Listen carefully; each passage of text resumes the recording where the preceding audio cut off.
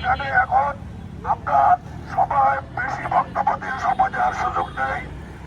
আমরা এখন এখানে ফিলিস্তিনের মুক্তির জন্য বিশ্ববাসী যারা নেতৃত্ব দিচ্ছে তাদেরকে আমরা বলতে চাই, এই মুহূর্তে যদি এখন থেকে যদি ইসরায়েল কর্তৃক বর্বরচিত হামলা বন্ধ না হয়, আমরা সারা পৃথিবীর মুসলমান ঐক্য হয়ে ওই ইহুদিদেরকে যে শিক্ষা দেব, পাথরের পিছনে থাকলেও ওখান থেকে বের করে তাদেরকে হত্যা করবো। আমরা তাদেরকে ছাড়বো না। ওরা পালিয়ে লুকিয়ে থাকার জায়গা পাবে না এই পৃথিবীতে। আমরা বড়দের আদেশের অপেক্ষায় থাকলাম।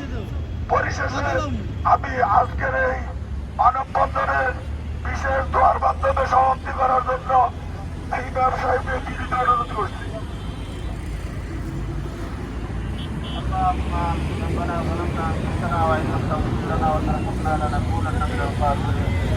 আল্লাহ আমাদের আয়োজনকে আপনি কবুল করে নেন। আল্লাহ আমাদের প্রতিবাদকে আপনি কবুল করে নেন।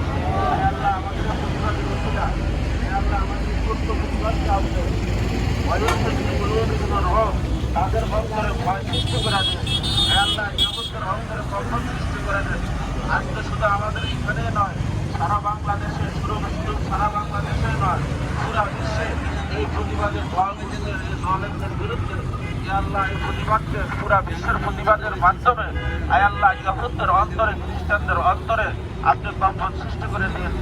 আল্লাহ ফিলিস্তিনের মুসলমানদের উপর আপনার গায়েবী সাহায্য নাযিল করে দিন।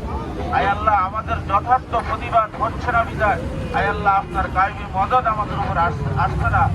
আল্লাহ যেভাবে প্রতিবাদ করলে আপনার গায়েবী মদদ আসবে আল্লাহ সেইভাবে সেই আঙ্গিকে আমাদেরকে প্রতিবাদ করার তৌফিক দান করুন। আল্লাহ আমাদের সবাইকে আপনি কবুল করে নেন। আল্লাহ আমাদের সকলের আশাকে আপনি কবুল করে নেন। সাল্লাল্লাহু তাআলা আলা খায়রি খালকিহি মুহাম্মাদ ওয়া আলিহি ওয়া আসহাবিহি আজমাইন বিরহমাতিকা ইয়া আরহামার রাহিমিন।